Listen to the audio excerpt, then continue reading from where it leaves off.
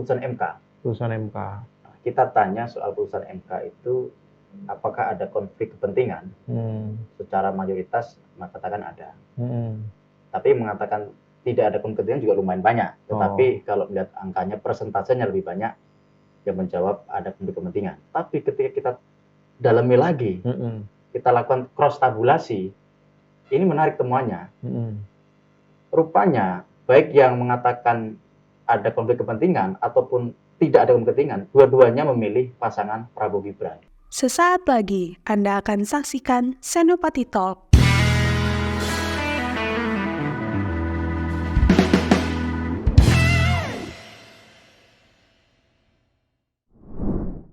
Yang dipersembahkan oleh Senopati Syndicate.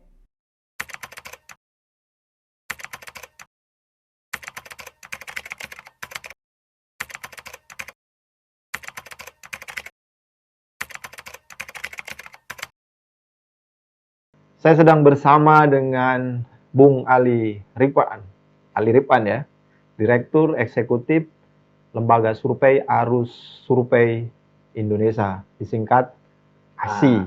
ASI. Nah, ASI boleh. Oh, ASI. ASI lebih cepat ditangkap. Lebih familiar ya. Nah, kita menarik di sini, saya kira kehadiran Bung Rifan ini saya kira di Senopati Talk tentu akan membicarakan hasil survei terakhirnya ya. Itu saya kira menarik. Nah, apa yang menarik ditemukan di survei terbaru lembaga ASI ini? Ya, pertama kita coba mencoroti soal isu MK. Sebelum nanti bicara soal temuan survei 3 paslon ini. Nah, yang menarik dari temuan kita itu adalah soal putusan MK. Putusan MK. Kita tanya soal putusan MK itu apakah ada konflik kepentingan? Secara mayoritas mengatakan ada. Tapi mengatakan tidak ada konflik kepentingan juga lumayan banyak. Tetapi kalau melihat angkanya, persentasenya lebih banyak yang menjawab ada konflik kepentingan. Oh, jadi publik merasa bahwa itu ada konflik kepentingan di hasil putusan MK itu. Betul. Nah, tapi ketika kita dalami lagi, kita lakukan cross tabulasi, ini menarik temuannya. Rupanya baik yang mengatakan ada konflik kepentingan ataupun tidak ada konflik kepentingan, dua-duanya memilih pasangan Prabowo Gibran. Oh, jadi tidak berpengaruh. Tidak berpengaruh. Makanya, soal MK itu tidak berpengaruh. Misalnya kalau memainkan isu MK sebenarnya tidak terlalu berpengaruh banget. Jadi publik rupanya membedakan bahwa ini isu elit. Oh, I see. Tidak langsung menyentuh grassroots ya. Grassroots, tidak langsung menyentuh hajat hidup mereka. Ini lain cerita ketika isunya adalah soal BBM. Adalah soal sembako. Mungkin itu berkait kelindan langsung dengan grassroots, dengan pemilih. Secara mayoritas kan pemilih kita ini kan kelompok kelas bawah. Bahkan antara yang lulus SD sama lulus SMP itu kalau total jumlahnya separuh dari populasi, 50 sekian persen. Nah, mereka itu sebenarnya terkait isu-isu elit tidak terlalu aware. Kalaupun dengar-dengar sekilas, ini adalah pembicaraan elit. Ini tidak terkait dengan kita. Apalagi kalau misalkan kita tracking lagi lebih dalam, grassroots itu orang-orang kampung, pagi habis subuh ke ladang, sore pulang dari ladang, ya ditonton sinetron. Kelompok ini kalau tidak ada kaitan dengan urusan sembako, urusan proyek lah istilah saya.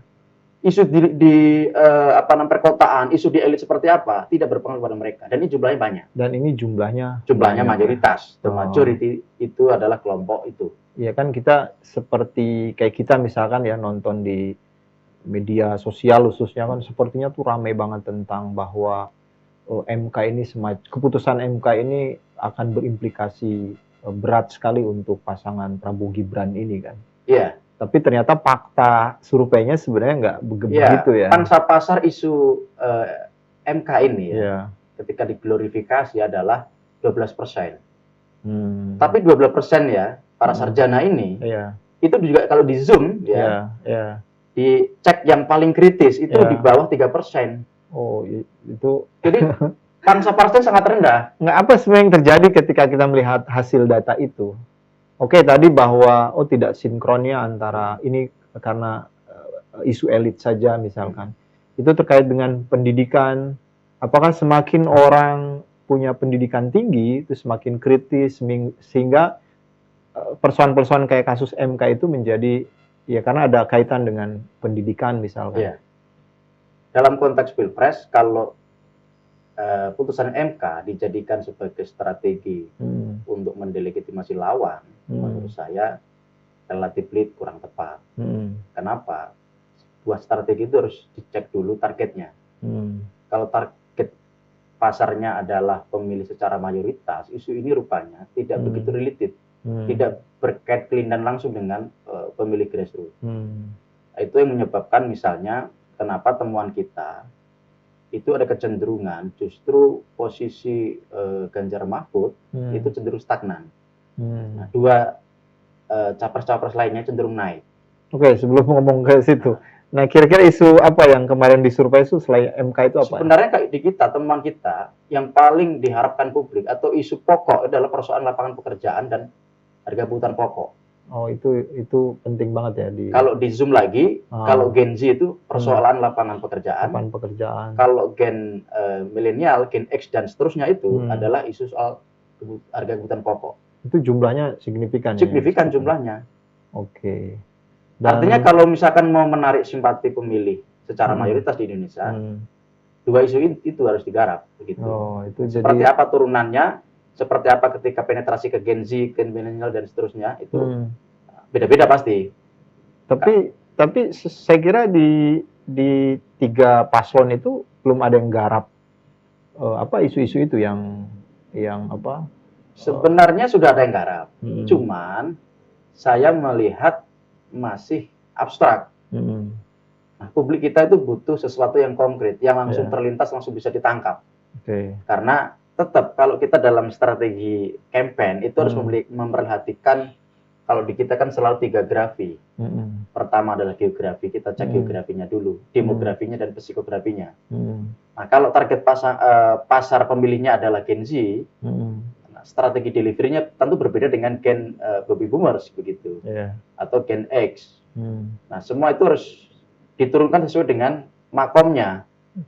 Termasuk antara grassroots, kelompok terdidik ya, itu juga berbeda.